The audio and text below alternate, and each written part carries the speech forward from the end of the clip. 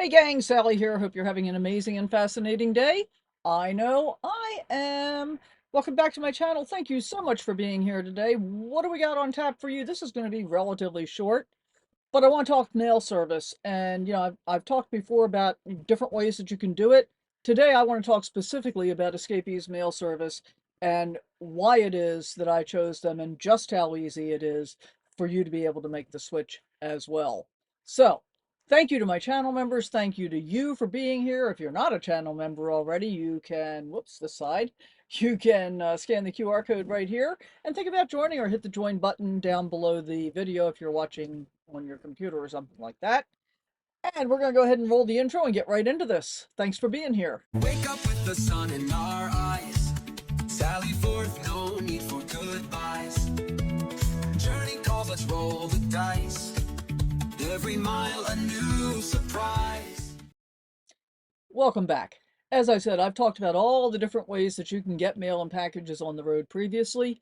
Today I want to talk specifically about the service that I use, which is the Escapees mail service, and the reasons that I chose it. I had been using a mail service previously before I ever went on the road. I used a UPS store to handle my mail. I found a number of different things that happened in my experience. Yours may vary, but in my experience, my UPS store was often very slow about processing packages, so that was often an issue.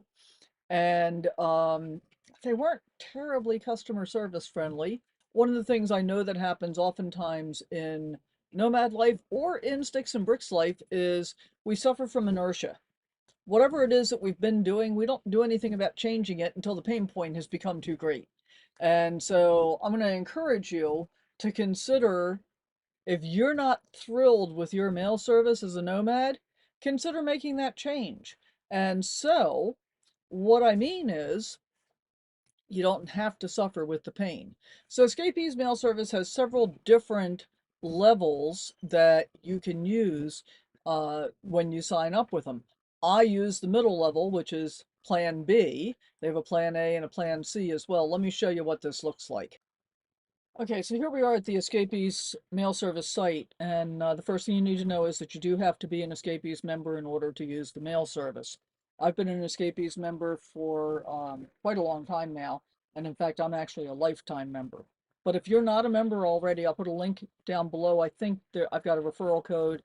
You get something, I get something, doesn't cost you anything extra. Can't remember what the something is, but doesn't hurt to use it. So, all you're going to do is go to escapeesmailservice.com to be able to sign up. There's also a phone number here so you can call them up and ask them all the questions that you want. I just have found that this has been an outstanding service for me overall, over quite a few years now. So they've been doing it since 1985. You've got three choices in location: Texas, Florida, and South Dakota. If you are domiciling in either Florida or South Dakota, you probably want to choose one of those as your mail service address. If you're domiciling someplace else, and domicile is a whole different subject, by the way, but if you're domiciling someplace other than Florida, South Dakota, or Texas, I would choose Texas as your mail service address because that's where the headquarters are. Okay, that's where the main office is. So my mail comes out of Texas.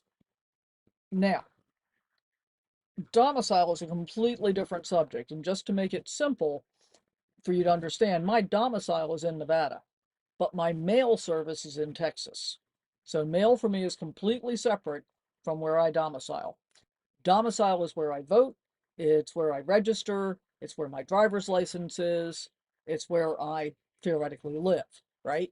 That's what domicile is. Mail service is completely separate, and this seems to be a greatly difficult thing for a lot of people to understand.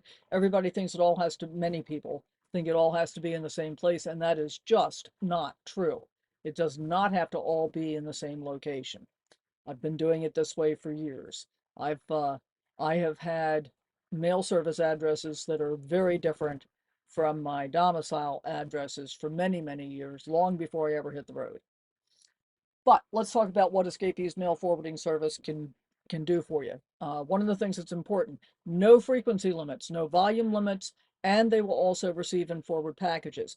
understand that getting packages and then having them forwarded can get pretty expensive because you probably paid for postage to get it to the Escapees mail forwarding service in some way, shape, or form.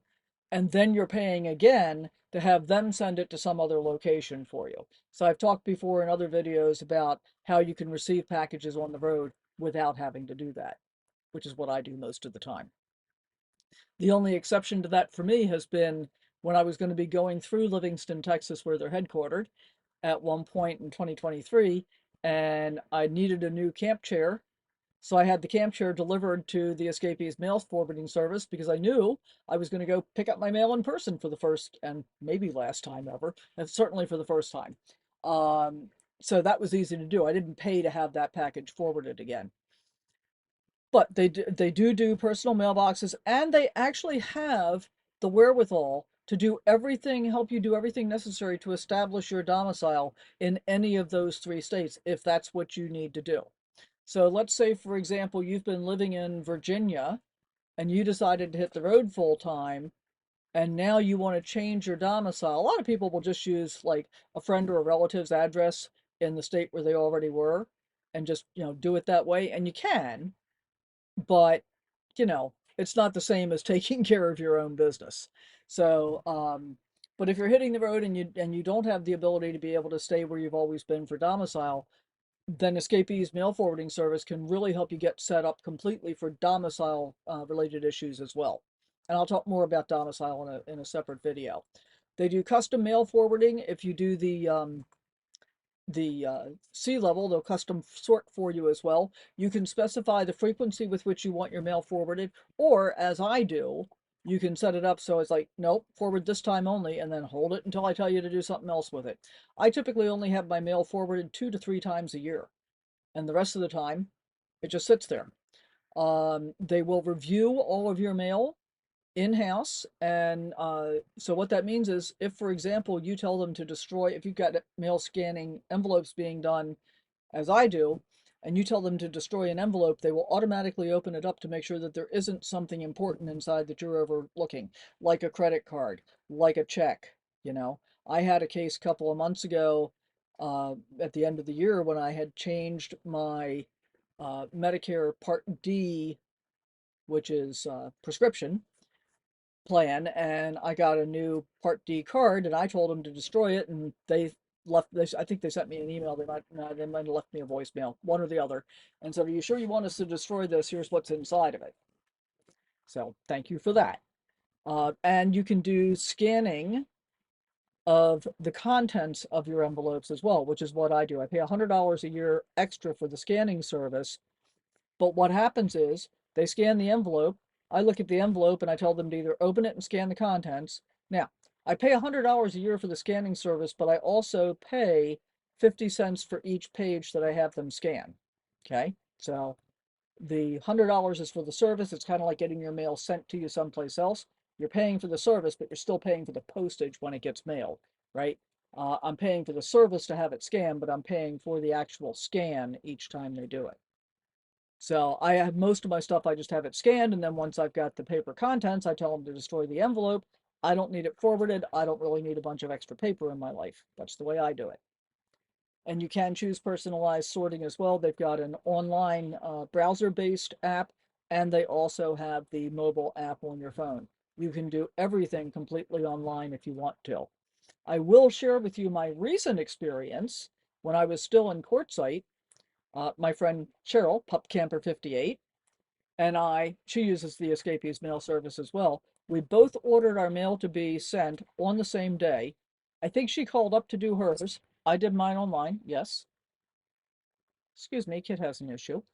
Is the cord in your way? Is it keeping you from being able to jump up? There you go. There you go. I did mine completely online, and because it was going to the post office in Quartzsite, I just chose USPS priority mail. When she said she talked to them and they told her that the cheapest way to do it was FedEx 2-day, and it turns out that was about 25 cents cheaper than the USPS priority mail. I don't remember exactly what it was. FedEx was like 9.23, and I think USPS was like 9.78 or something like that. But here's the real kicker.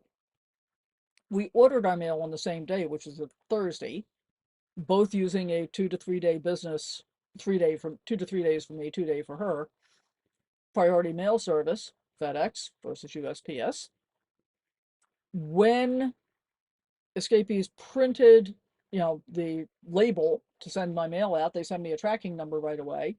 And as soon as it was in the system, I started the tracking and it said it was going to be delivered on Monday. Now, with the quartzsite post office, and this is true in many small towns, by the way, even if something gets delivered one day, you won't be able necessarily to pick it up until the next day. Fine, I was prepared for that.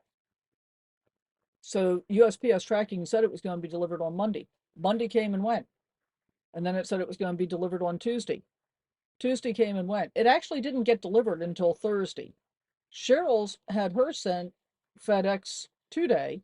Now she had a post office box there at the Quartzsite post office. I would not have been able to do that to the Quartzsite post office to general delivery because you can't do that with FedEx. But her mail showed up on Monday just like it was supposed to.